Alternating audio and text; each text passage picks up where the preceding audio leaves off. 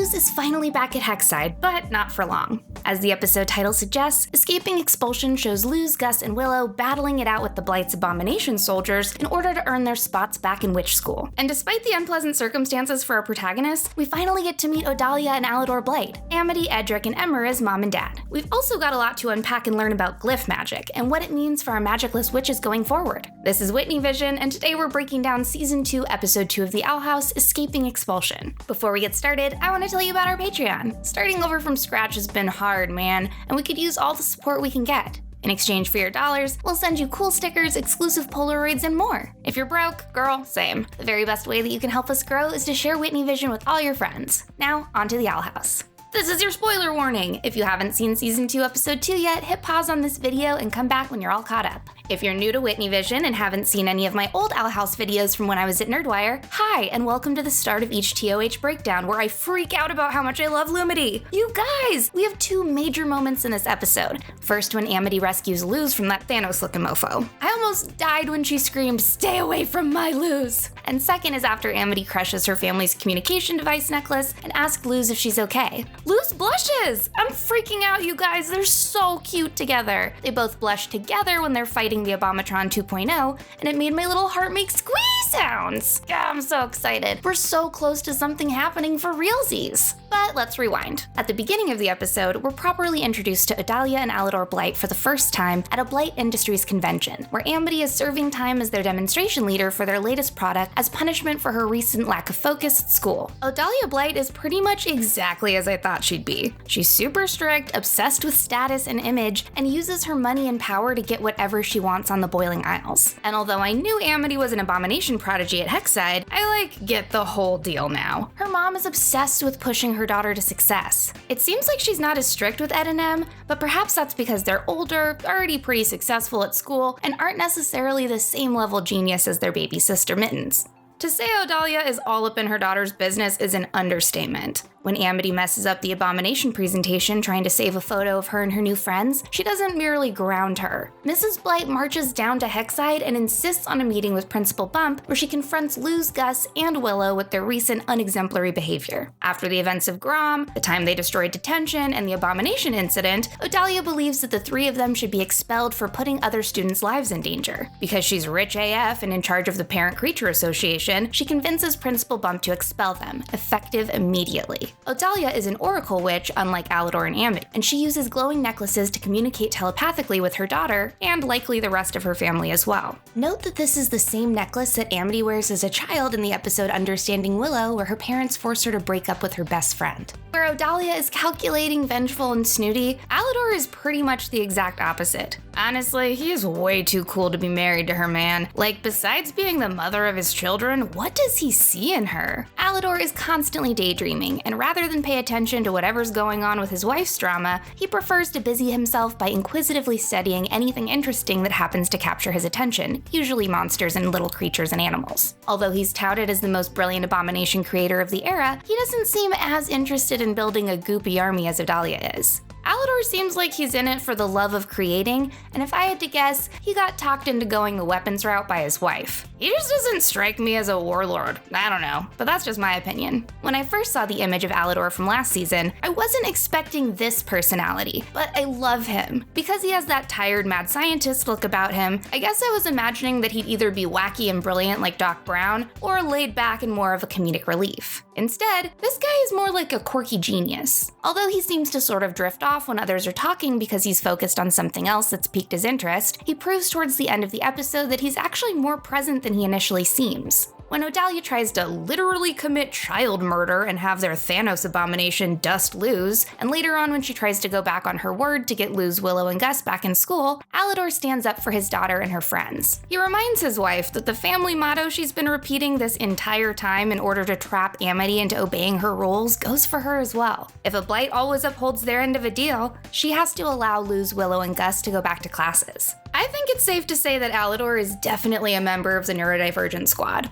As most of y'all know, I have borderline personality disorder, and one of my major symptoms is executive dysfunction, aka I know I'm supposed to be on task, but my attention span does not. The way that Alador gets so easily distracted by interesting things when he's supposed to be focused on something else leads me to believe that he has an issue with executive function as well. It makes me feel really good to know that the writers of this series are so inclusive of all communities, and having a little ADHD or executive dysfunction representation is a great addition to the series. I was pleasantly surprised by the mature way that Luz handled her expulsion. I mean, obviously the trio pulled a few bad girl coven stunts to try to trick Principal Bump into letting them back in school, but after realizing that their amateur magic pranks weren't gonna cut it, Luz decides to talk to Mrs. Blight like an adult. I was also pretty impressed that Luz didn't get annoyed with Amity at all for chickening out in Bump's office when her mom was being so mean to her friends. Trust me, my mom isn't like super happy that I'm her weird kid either, but I personally would have gotten my feelings hurt if Amity hadn't stood up for me. But just like back when Amity was bullying Luz and her friends, Luz doesn't get upset with Amity. Instead, she tries to find a solution to the problem that's clearly hurting Amity just as much as it's hurting her, Gus, and Willow. Getting expelled definitely sucks, but being the daughter of the reason why 3 of your best friends, including your crush, got expelled would be pretty bad too. Amity has clearly been pressured into impressing people like her mom and Basha her entire life, and it's hard to break out of that cycle when it's what you've been used to. Going against her mom is scary, but Amity eventually comes around when she realizes that Luz cares about her unconditionally. Luz knows that this isn't who Amity really is, and that her mom must really be bringing her down if she's acting like that. The Blight family is clearly rich and powerful, and are seemingly about to be made more so. At the end of the episode, the Golden Guard purchases Blight Industries' entire supply of Abomatron 2.0 soldiers. He tells them that this is because the Emperor isn't happy with private citizens building their own armies under his reign without his permission, and forbids them to continue with future models. But here's my thought. Weren't those guys actually super easy to defeat? Amity totally destroyed the first one, and she and Luz were absolutely about to take down the second one before agreeing to play dead to please Odalia. If Alador is really the most brilliant abomination creator ever, why does this invention suck so hard? Could he have intentionally built a failsafe in the Abomatron 2.0? Also, lol, good luck with your new army of easy-to-defeat soldiers, Belos. I get it, buying them was more of a warning hey, don't ever make something that could be mass distributed to individual witches and later used to overthrow me. But also, I hope he enjoys the defective product. Knowing how fast he's fixed that portal, however, my guess is that he'll be able to fix any intentional or unintentional flaws in their design. I will say, it's interesting to see that the Blights are more concerned with acquiring wealth and power than actually serving Belos as his evil cronies. For as unpleasant as they are, they seem to be at conflict with Belos when he threatens them and puts the kibosh on their future prototypes. Perhaps this suggests that they can learn their lesson and experience a redemption arc down the line, even though Odalia's gonna have to do a lot of charity to make up for attempting to murder children. Maybe this path will just be for Alador. But for now, it seems like they're going to be playing into Belos' system by trying to set Amity on path to become a Coven leader, a position that clearly comes with great status. We've heard mention of the Coven heads in Season 1, but based on the intro, they're going to play a huge role this season, especially the Bard Coven head, who looks to have a lot of history with Ida. Side quest, her iconography seems to be based on flying foxes, aka bats, in the latest teaser promo, which makes sense since they use sound waves for echolocation. Based on the Golden Guard's threat to the Blights, Belos really does not want any witches to reach their full potential, so maybe becoming a Coven head is the only way for Amity to reach her true potential in the current system, and Alador wants that for his daughter? But even though Belos can crush your dreams, he cannot stop the glow-up that is witch puberty. Gus has gone through a growth spurt and his voice is deeper, and my guess is that he'll be the next in line for us to ship with a new character this season. I definitely laughed super hard when he suggested casting illusions of hot lady guards to distract security at Blight Industries. Our baby boy is growing up so fast. It's also really interesting to see the vast differences in parenting styles when Willow and Amity each get into trouble. Although we don't really see much of Gus's grounding situation besides being carted off by a howler crow, Willow's dads certainly have a very opposite way of handling the way they ground their daughter. Where Amity's mom caused a huge scene, involved the PCA in the school, expelled 3 of her friends, and literally tried to murder the girl she has a crush on, Willow's dads retreated fully inward. They both quit their jobs and agreed to homeschool Willow together, and also decided to dedicate all of their free time to one another. Both of these methods definitely fall under the umbrella of helicopter parenting, but Willow's dads chose to punish her with love, whereas Amity's mom chose to punish her with cruelty. By the way though, What are her dads gonna do now that they've both quit their jobs and the trio is allowed back at Hexside? What were their jobs to begin with? I need to know more about them immediately because they are so cute. Also, I wonder if one of the reasons why one of Willow's dads came back into her room was to let her know that he knows that Odalia is partially the cause of this problem. He must have awkwardly smiled so many times while putting up with her entitled Karen antics back when Willow and Amity were friends. Back at the Owl House, Luz is busy teaching Ida and Lilith glyph magic between classes at Hexside and almost getting murdered by powerful rich people. As expected, Lilith is 100% a teacher's pet type, and Ida is just as smart but way more interested in figuring out a fast track to getting her magic back. While Lilith wants to follow every single rule, study hard, and kiss up to teacher, Ida decides that she wants to learn how to combine multiple glyphs at once to produce more powerful spells. Of course, she quickly learns the hard way that mashing a bunch of glyphs on top of each other doesn't create the super spell she envisioned. Side quest again, can we talk about how adorable Lulu and Hootsufer are in this episode? I love that she makes him a little ice tiara and that gigantic ice sculpture for him to look at while they eat popsicles. I've seen some people talking online about how it's a little jarring to see this huge 180 in her personality, and that Ida, Luz, King, and Hooty should be less trustworthy of her after all her betrayals. But that's not the point of the show. The Owl House is all about how forgiveness, empathy, and understanding go a lot farther than resentment and revenge. And with Luz as everyone's example, the Boiling Isles has a really great teacher. Luz also kind of refused to believe that Amity was a mean person too, so it makes sense to me that she's so on board with trusting Lilith. And without their little family's support, how is Lilith ever gonna learn to be a better sister and friend?